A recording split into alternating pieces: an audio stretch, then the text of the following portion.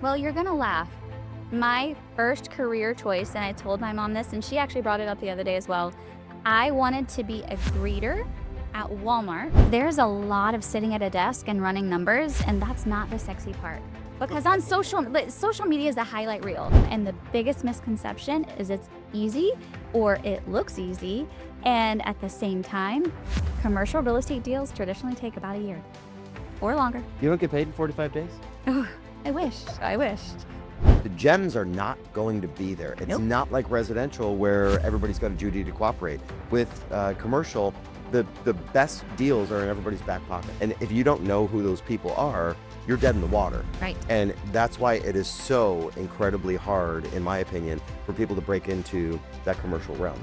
A word of advice that I give to every residential agent that's trying to break into commercial brokerage is get in the rooms. That's number one. Get in every room you can get in.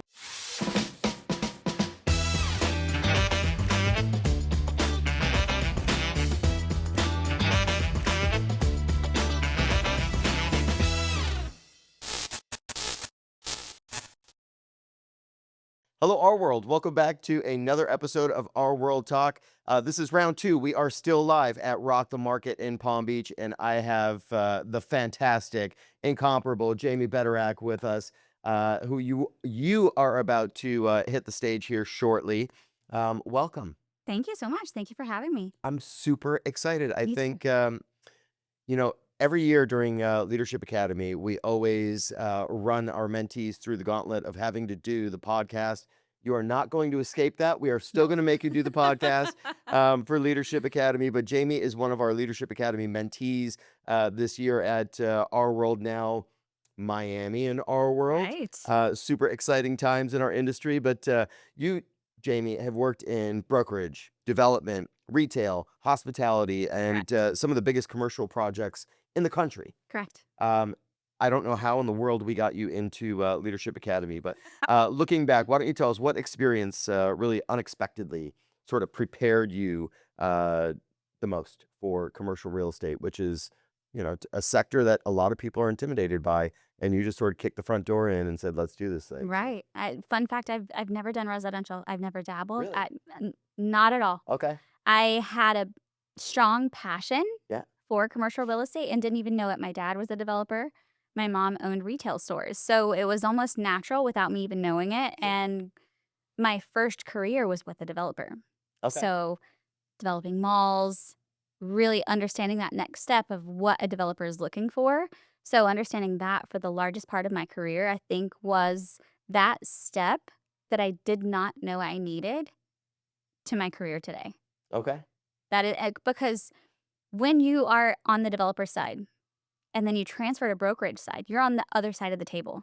So when they're talking about something that they need, they're looking for this asset class in this location, in this price range, or this cap rate. They can tell you something, and if you are a master, a complete master at your craft, you can tell them, I understand what you're looking for, and I will give you that. But I'm also going to give you a few wild cards that I think would really fit your buy box very well. And you don't know how many times that has worked out, and they've chosen those wild card properties Okay. over what they initially thought they wanted, because you kind of steer them in a way that's, this is the up and coming market. You're going to get a better rate, Yep. and your returns are just going to be exponential. Fit your buy box. That's not something that we ever say in residential, so I can now say that you're definitely on the commercial side of things.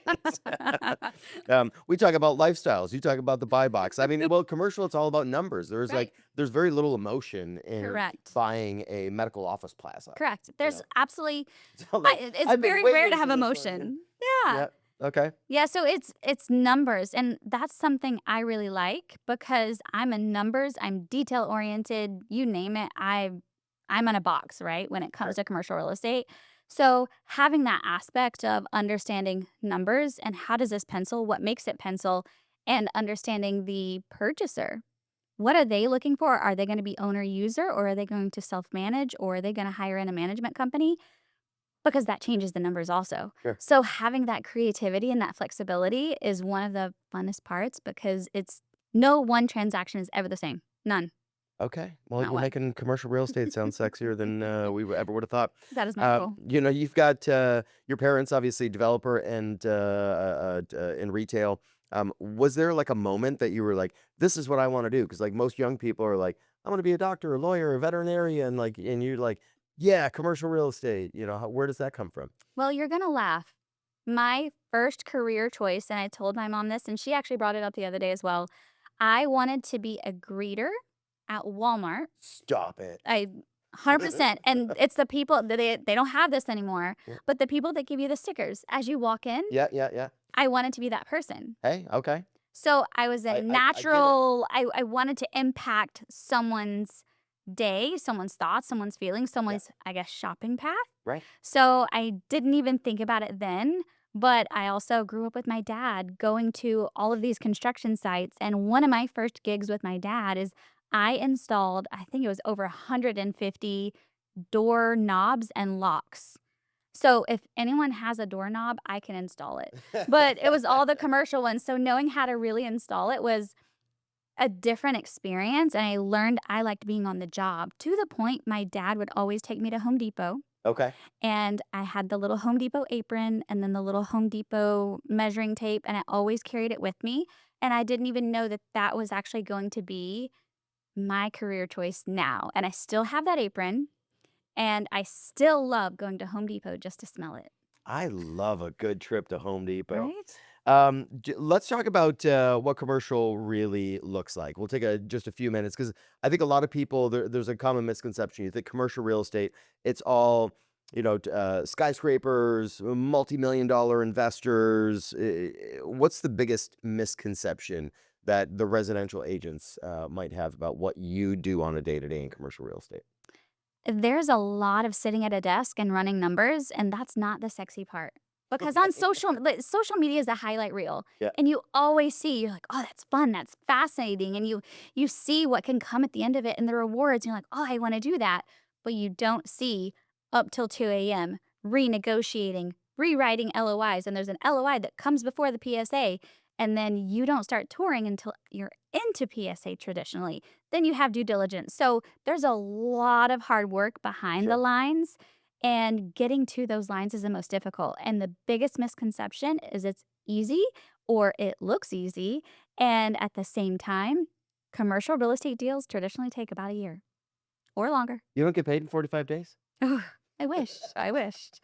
Listen, I think my quickest close was likely 90 days, and that was quick. Okay. That was a quick close. Yeah. But What would get a commercial deal done within 90 days? What kind of property was that? a ten so a 1031 buyer is gonna close a lot quicker. Oh, okay. Yeah. Understood. Well, the money's already there. It's locked up. It's ready to go. The money's there, they're working on a Yeah, timeline, they know their asset class, they know their area sure. already. So a 1031 buyer is intentional. They're not trying to add to their portfolio per se. They're trying to take that money from 1031 and put it in because you have 45 days to identify that property. Right.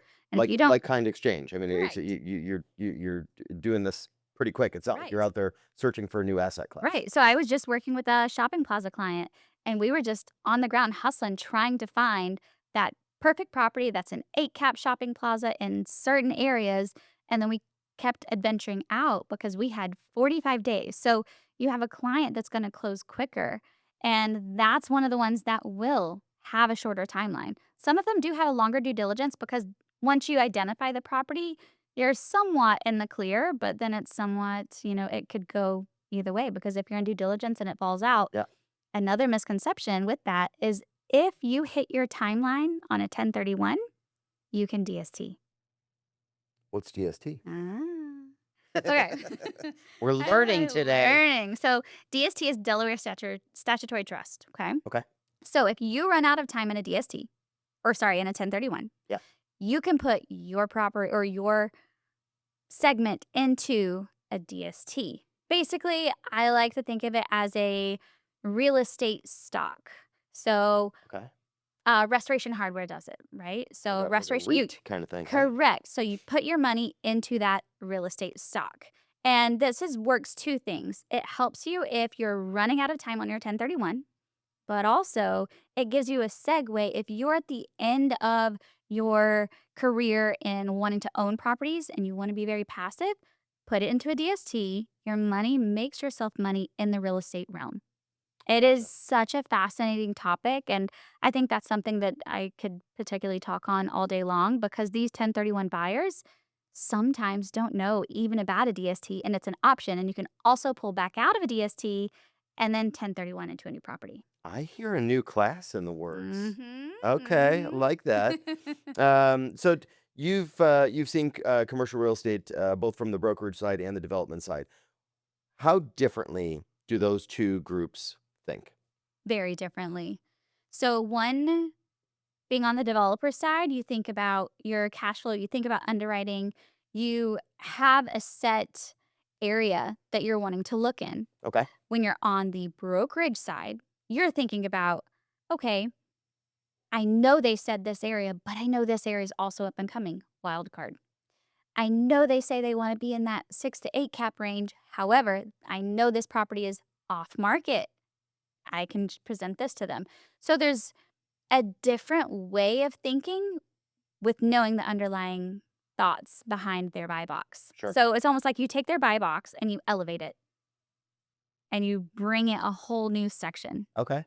Yeah. And where do I mean, obviously with residential, I'm on the residential brokerage side. I know where my customers are going to come from. And I've had customers, I have a commercial division in my office, and I've had customers that have come in that were looking for something commercial. And what I found fascinating is you could jump onto our commercial MLS. You can go into CoStar, LoopNet. You could check Crexy. You could check all the big platforms. The gems are not going to be there. It's Nope. not like residential where everybody's got a duty to cooperate. With commercial, the best deals are in everybody's back pockets. Correct. And you're not going out there and sharing it with the world and throwing it onto an MLS or a platform. This is really developer to, I shouldn't say developer. This is really sort of the commercial agents that have contacts and they know who owns all the properties, who owns the plazas, who owns the buildings. And if you don't know who those people are, you're dead in the water. Right. And that's why it is so incredibly hard, in my opinion, for people to break into that commercial realm. Correct. So if we've got inspiring aspiring commercial practitioners out there, what advice would you give them as far as where to start reaching out to people, learning who owns these buildings, making those connections? I mean, where are we finding those types of people? Because when it comes to residential, you pop into Moxie's and Las Olas and just start meeting people at the Right. bar and talking about residential properties, on the canals. But when it comes to commercial, where are we finding these people, and how are those conversations different from what we're doing in the residential world? Those conversations are vastly different. And a word of advice that I give to every residential agent that's trying to break into commercial brokerage is get in the rooms. That's number one. Get in every room you can get in. If it's a bowling class with a bunch of different people that's in the real estate realm or a developer showcase, or if you know of any event that's happening that could potentially have a developer, an investor, anyone in the commercial real estate realm, get in that room. Okay. I don't care if you're sleepy. I don't care if you have no clue how to bowl. I don't care if you make a fool of yourself. Trust me, I've done that. I've been there. Get in the room. I get in the room. Okay. That is number one. And number two is partner with someone that you know and trust that knows the market like the back of their hand. And I'm not Okay. talking about just one asset classes, multiple asset classes. Okay. Because there are agents that specialize in a certain asset class, and I applaud them. I have too much of a squirrel brain to really do one asset Right. class. So I have a multitude from, international resorts to hotels here in the US Okay. to representing tenants to development sites and ground up. It really matters who you surround yourself, getting in the rooms, putting yourself out there, partnering with someone that already does commercial. And another thing is social media. Okay. You have to put yourself out there on social media. Got to be on socials. That's the biggest one. I know it's a common misconception, but it works. Trust me, some of my biggest deals have actually come from people watching what I'm doing on social media Really? And it's wild because I will post the best post in the world that I just had edited by my amazing media team, and it's got some traction, we're great, but then I post one of me line dancing. I kid you not, within 10 minutes, I'm getting messages, "Hey, I've been meaning to reach out to you about that hotel you have." "Oh, hey, I have this buyer that's looking for this," or, "Hey, I'm looking to sell my shopping plaza," on a personal post. So you never know what's gonna hit, A but you lot of have to have times the those personal balance. ones are the ones that really blow up because Right. people have a connection with you. Like Correct. they feel that connection because you're doing something like line dancing, which may Correct. be one of their passions too. Correct, and oddly enough is I did a panel where I spoke immensely. I think I spoke about 45 minutes about my career path, how I got there, tips and tricks, all of the things, and Nobody cares. Line dancing. nobody cares. I swear I mentioned line dancing for 5 seconds and talked about line dancing, and Yeah. after the panel, everyone that came up to me, they're like, "Where do you go line dancing? How do you start line dancing? What's it Yeah. like? Do you have a lot of boots?" Yeah. I'm like, "Yes, I hate to inform you that I have 97 pair of cowboy boots." Do you really? I do. Oh my goodness. I have it they have their own closet. Okay. And you teach line dancing too, don't you? I do, Okay. yes. So everybody, yeah, reach out. Me and Jamie are gonna go line dancing this afternoon. Yes, we are. So let's get it going. I brought you some cowboy More, boots. more the merrier. Nice. Okay. Something that you just said in regards to social media, that is one thing that really surprises me. I understand it when it comes to residential real estate because people are like, flipping through Zillow and all the big portals and looking for their next home or their first home. It's different. There's like you're really searching that lifestyle out, Right. looking at social media. But when I think of somebody who is doing, multi-million dollar, selling a multi-million dollar asset that is on the commercial side, you don't think of that person Right. as spending a lot of time on social media, but they're finding you there. And funny enough, just like Billy had his behind the scenes photographer and media team, Jamie has the same thing. They're both speakers at Rock the Market, and I'm sensing a common thread here that they're both involved in social media. They are extremely productive, extremely popular, and they both have media teams that are sitting off camera doing the behind the scenes B rolls over here. So that's actually pretty funny. You mentioned, being involved in all those different asset classes, and there's a lot of commercial realtors that I speak with that their brokerage only allows them to be in one asset class. So Correct. I know a commercial practitioner that had brought in a listing, but because they do medical office, they're sort of like pigeonholed in that lane. Right. But that listing that came into the office, they really are forced to refer it out to somebody who does that specific asset class. Right. So why is it that some brokerages will want you to only deal with that one specific piece of the puzzle, Ooh, this is a and hot and topic. and not be really sort of well-rounded and versed on all the different asset classes. This is a hot topic that sometimes I feel could be controversial, so my opinion might be controversial. Okay. So, just preface this, I understand. I understand because you are a master of that asset class. Okay. Now, devil's advocate, a shopping plaza, if your asset class is shopping plazas and nothing else, how are you going to know the trending asset classes, what is happening, and what really is going on around your other asset classes? Because your sole focus is those shopping plazas. Right. So if you don't have a common thread of all asset classes, what's going on, what's happening in the market, and you can't clearly talk to anyone that comes to you about these different asset classes, Sure. I feel like you're doing yourself a disservice and sometimes your brokerage a disservice. And that's why I say it's controversial. That's just my opinion, simply because I do all asset classes. And I have found it to be very beneficial because I have a hotel in Daytona. But guess what? The same buyer of the hotel in Daytona, they've also been looking at a development property I had in the Keys. Okay. And that same developer in the Keys referred me to someone else and said, hey, this person is also looking for this asset class. So you're working with the same group. They build the trust in you because you know your craft. And as long as you're fully immersed, you're reading the articles, you're up to date on all of the news channels, you understand commercial real estate in and out in every asset class, it's going to help you because you'll also be able to speak to cap rates. A cap rate is different in industrial versus retail versus office. It's every asset class is different when you come to a cap rate that's really performing. And it's also specific on your market. Palm Beach is different than, say, Miami, which is different than, say, Port St. Lucie, Okay. all of So which are different.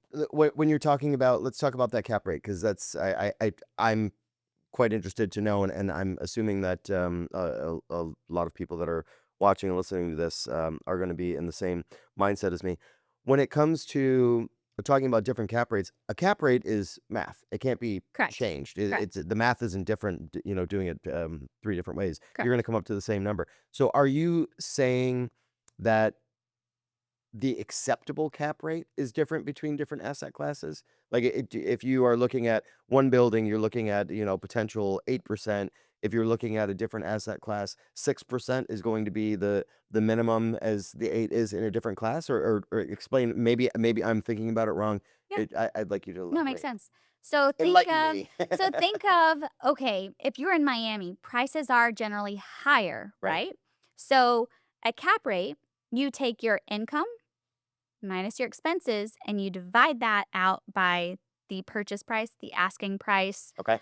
whatever it tends to be at that moment. Okay. That cap rate can be different for a shopping plaza because a shopping plaza, you have management fees, you have different stacks of capital improvements that you're going to have versus Oh, gotcha. office Okay. versus industrial, where Okay. that's way more passive.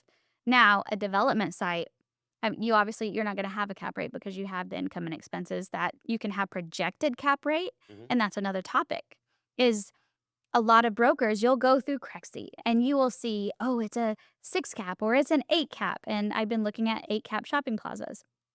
You do the math underwriting for yourself and you realize actually when this retrades, it's going to be more like a 6 cap or a 4 cap. It just continues to drop depending if your buyer is going to be self-managing. Okay. Obviously, when it retrades, taxes are going to increase. Yep. There's so many different factors, insurance, all of that. Once that increases your expenses, which then affects your NOI, which then affects your cap rate. So it's very different as the advertised cap rate versus your going in cap rate, your pro forma. See that? We all just got a free class from Jamie here today. See, it's what do they say? Oh, young grasshopper. It's like the mentor becomes the mentee. Let's talk about the brand that you've built. Obviously, you've done incredible for yourself. You built that strong presence on social media in an industry that we've already spoken about is not traditionally, your social media influencer type of people. How has social media actually produced meaningful business for you? Ooh, I mean, this one's we've touched loaded. on that already. Yeah. People saying like, "Oh, hey, I've been meaning to reach out to you because you Right. post something that triggers that response of, oh gosh, Jamie is in business and I need to reach out to her because I want to make some more money." Right. But what has social media really been doing for you in the background? So I came into commercial real estate as a female and as someone that loves to wear color, be vibrant, and I probably will be the loudest one in the room. Yeah. So traditionally, commercial real estate is male dominated. It's very black and white, tans, navies, and I'm always wearing something with color, and I do it intentionally because not only is it rare to have strong women in commercial real estate, Yeah. it's rare to have strong women that are bold enough to wear bold colors, bold prints, and be bold. Okay. And that is something that will really set you out. If anyone's wanting to join into commercial real estate and branch into that, that is something that will really set you apart. Is having people tend to put themselves in a box. And I talk about this all the time. And I struggled with this too. So when it comes to social media, I was like, I feel I am all over the place. I'm line dancing, I'm hugging cows one day, I'm on a skyscraper the next day. I'm in heels speaking at an event the next day. Who am I? And I thought I had to brand myself a certain way. Oh, I have to be the luxury realtor. I have to be the commercial cowgirl. But that's the thing. The more I thought about it, and my media team sat there along with my business partner and talked me down off that ledge. And that ledge was, you don't have to brand yourself any way that anyone else sees fit. Brand yourself how you are authentically 100%. And I committed to that. It was hard. Trust me, it was hard. But when I committed to, no, I am that line dancer that will wear heels one day and Right. be with the cows on the farm the One of next day. 97 pairs of boots. The next Exactly. day. Exactly. So it's okay to embody truly who you are, because the most thing and the best thing you can do is be authentic. And when you are clearly authentic to others, then they see it. And the biggest thing is being authentic with yourself. If you are authentic with yourself, everyone else feels it. And it's when you talk about commercial real estate being numbers, Yep. the only way really the feelings come into this is the authenticity. People feel your passion, your drive, your authenticity. And if they feel that, they're going to want to work with you naturally. And that's where all those other thoughts come into play. And that's how you get in those rooms. That's how you meet those people and you create your Rolodex. And I've gotten to a point, I mean, this also goes back into my developer world, is they still watch my stories. They still watch me on social media. And I don't think there has been one point in time I've walked into a room and someone hasn't referenced a video that I had just posted. No, you are definitely everywhere, and you have created a brand. And it's like, as soon as I walked in, you were one of the first people that I saw. Where the massive hallway, there's 500 people standing there, and it's like, there's Jamie. I can like see it from a mile away. Which that's what you want. You want to Correct. be that person Correct. who's standing out in the middle of that Correct. busy room. Okay, you've got to get on stage, so we're gonna just go through a couple more things here, and then we're gonna let you go and do your thing. First off, are you nervous? Very nervous. Actually, microphones never scare me. No. I don't know if But the it's stage, you're okay I with grew the up in stage? pageantry, Yeah. so I go Oh, back to okay. host Miss Tennessee every single year, Okay. and I think that is one of the hidden, I guess, agendas that helped me with my career now, is because you have to be well-versed in talking, you have to be well-versed in, current events. Yep. So having that now in my role helps you really stand out in a world that traditionally everyone is trying to blend in. Yeah, amazing. I just came back from Orlando, where I had some meetings for Florida Realtors, and it was funny because the hotel that we were staying at, they had like it was like the Miss pageant. There was Uh-huh. like I saw Miss Tennessee and Miss California and Miss Florida, and they were all there, and then there were all these little itty bitty girls. They're So I the don't know what they Tri-Stars. called that. That was like the cutest thing in the world. But at the same time, they also had in the same hotel the Bass Fishermen's Convention.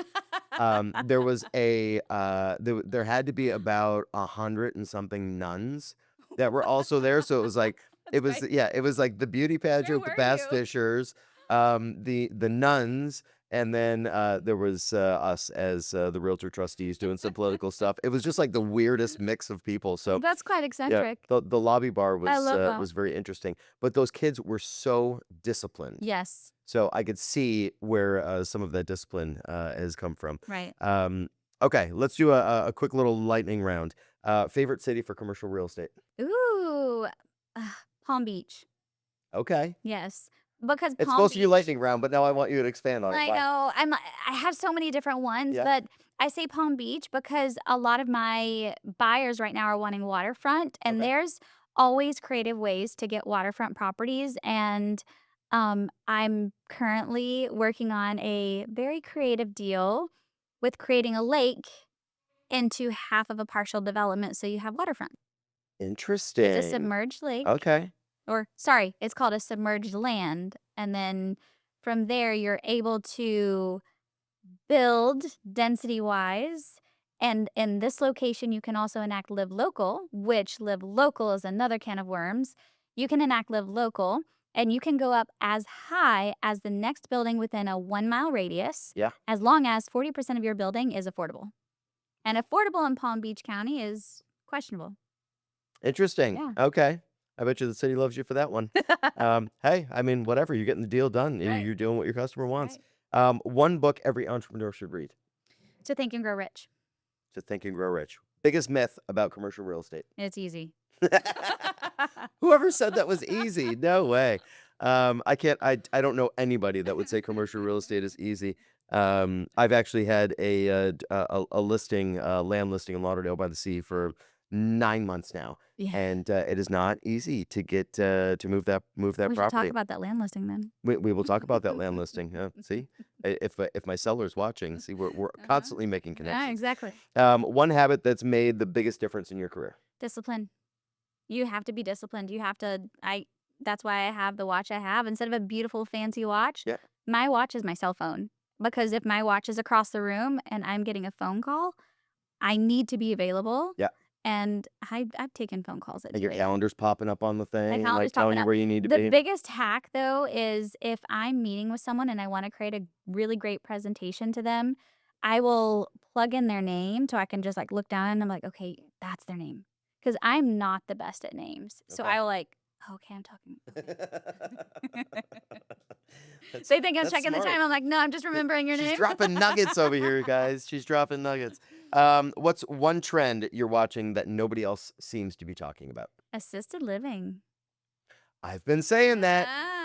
Yeah. I've been saying that. I talked to a Yes. couple of my friends and said, we need to buy an assisted living Uh-huh. facility. Yeah. Even if you don't buy, well, okay, it's easier if you buy an assisted living facility because you already had the licensing and permits for it. And there's so many that's out there, but off market. You have to know the people to get through Yeah. to get them to go off market. And it's a very different process because obviously people live there and it's very protected. So you go through an extensive process to even get the information. I've been going through that process right now. So I've been looking for assisted living facilities or assisted living places, and also land to build assisted. But, Twister, this is where you can get creative because some people will see, okay, I just need an ALF. And you can actually take a school that might be dilapidated, Yeah. a hospital that might be dilapidated. You're going to get a much better price on Sure. it and convert it. Your returns on that is going to be exponential as opposed to taking an already performing asset and, okay, you have to wait for, all of this to expire in order to do what you need to do with it, unless you're going to just take over the business as is. Amazing. Yeah. Guys, you heard it right there. We just had a little bit of a teaser as to what is going on in Jamie's world. She has been a fantastic mentee in the Leadership Academy, and you can all see why. Incredibly knowledgeable. I have a feeling that Jamie is going to be teaching classes for us, but certainly if you need to know what's going on in the world of commercial real estate, please seek out Jamie. If you are not lucky enough to see her here at Rock the Market, jump onto her socials and see what she's got going on in her world. And thank you for being here. It's Thank you so been much. an absolute pleasure We having need you this in the more Leadership often. Academy and now having you here on the podcast. But Yeah. I am going to see you again in the hot seat, and it's going to be Definitely. far different next time. Definitely. Uh-oh. Yeah. More questions to come. Some people have cried. Uh-oh. I'll We bring will the see Kleenex. Thank you for being here, and we will see you guys right back here next time for part 3 of our Rock the Market series right here on RWorld Talk.